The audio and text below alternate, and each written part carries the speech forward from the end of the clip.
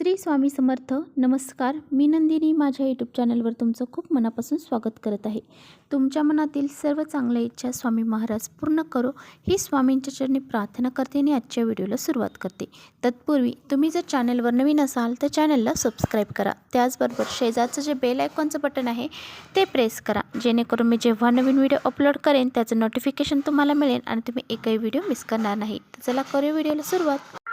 शारदीय नवरात्र उत्सवाला सुरुवात झालेली आहे आणि बघा, या शारदीय नवरात्र उत्सवामध्ये देवीच्या 9 रूपांची पूजा केली जाते. देवीचे भक्त हे 9 दिवस 9 उपवास करून त्यांची सेवा, उपासना आणि पूजा करतात. त्याचबरोबर काही उपाय देखील करतात. तर ही अष्टमी तिथी आहे, तर त्या अष्टमी तिथीला खूप सारं महत्त्व असतं आणि या दिवशी पहा, आपल्याला भरपूर सारे सेवा आणि उपाय देखील करायचे असतात. आपली जी कुलदेवी आहे तर तिला वेगवेगळ्या प्रकारचे नैवेद्य आपण 9 दिवस दाखवत असतो. तर उद्या आपल्याला हाच एक नैवेद्य अर्पण करायचा आहे, ज्यामुळे पहा 7 पिढ्यांचे दुःख दारिद्र्य नष्ट होऊन जाईल. त्याचबरोबर कुलदेवी प्रसन्न होईल, घरात अखंड लक्ष्मी नांदेल.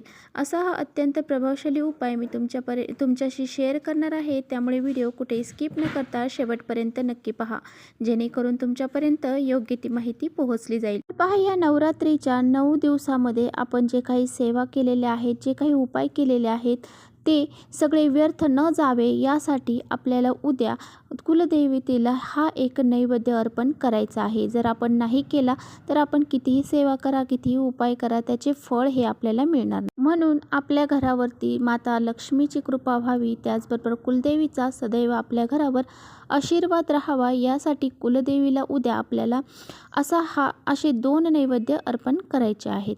नवरात्रीतील 8व्या दिवशी येणाऱ्या देवीच्या रूपाला महागौरीचं रूप असं म्हटलं जातं.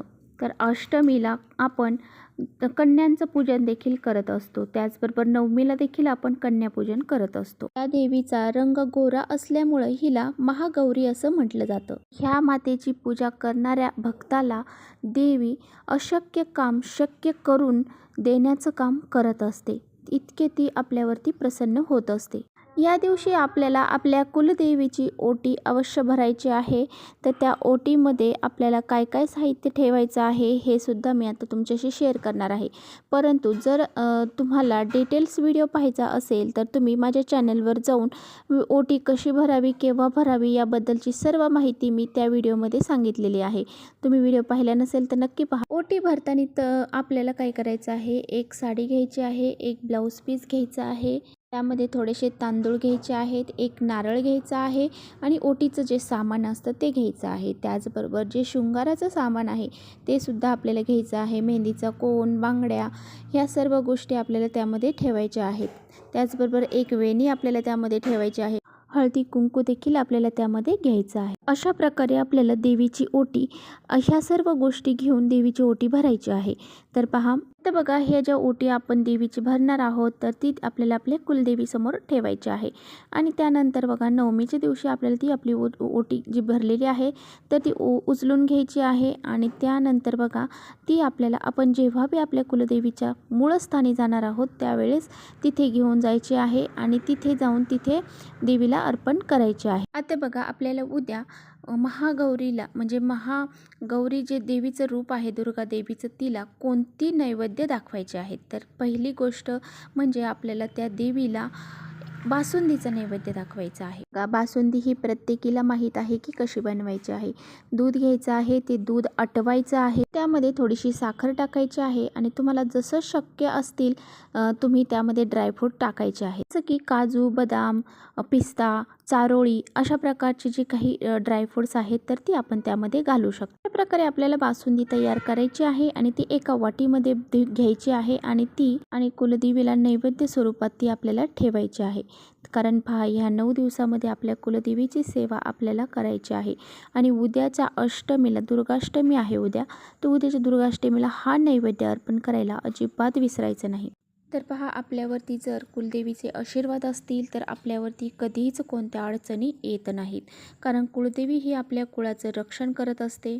त्यामुळे तिचा कुळाचार हे आपल्याकडून व्हायलाच पाहिजे। यासोबतच आपल्याला मी अगोदरच्या व्हिडिओमध्ये तांबूळचा व्हिडिओ तुमच्याशी शेअर केलेला आहे, तर त्याच प्रकारचं जे तांबूळ आहे ते सुद्धा आपल्याला ह्या नैवेद्यामध्ये ठेवायचं। तर पहा हे तांबूळ कसं बनवायचं आहे, ते कुठे मिळेल याबद्दलची सर्व डिटेल्स माहिती मी आत्ता 1 घंट्यापूर्वी व्हिडिओ अपलोड केलेला आहे, त्यामध्ये तुम्हाला मिळून जाईल। तर तशा पद्धतीने तुम्ही ते तांबूळसुद्धा उद्या देवीला अर्पण करायचं आहे। तर बघा, आपण देवीच्या समोर हा नैवेद्य 1 तास ठेवायचा आहे, नाहीतर मग 15-20 मिनटं ठेवला तरी चालेल। आणि त्यानंतर ती जी बासुंदी आहे देवीला आपण नैवेद्य दाखवलेली, ती नैवेद्य आपण घरातल्याने सर्वांनी ग्रहण करायचं आहे। यामुळे सर्व सदस्यांना तुमच्या कुलदेवीचा आशीर्वाद हा मिळेल आणि तुमच्या घरामध्ये सुख, शांती, समृद्धी निर्माण होईल। तर अशा प्रकारे आपल्याला कुलदेवीचा हा कुळाचार करायचा आहे, कुलदेवीला प्रसन्न करायचं आहे। यामुळे आपल्या घरामध्ये लक्ष्मी ही अखंड स्वरूपात राहील। तर पहा, यामुळे काय होईल की आपल्या जे काही दारिद्र्य आहे, काही दरिद्री आहे, तर ती सुद्धा नष्ट होऊन जाईल। त्यामुळेच आपल्याला पहा, उद्या दुर्गाष्टमी आहे आणि या दुर्गाष्टमीला असा हा नैवेद्य कुलदेवीला अर्पण करायचा आहे। तर चला, इथेच करते व्हिडिओचा एंड। व्हिडिओ आवडला असेल तर नक्की लाईक करा, चॅनलवर नवीन असाल तर चॅनलला सबस्क्राईब करा। परत भेटूया अशा छानशा व्हिडिओसोबत, तोपर्यंत श्री स्वामी समर्थ।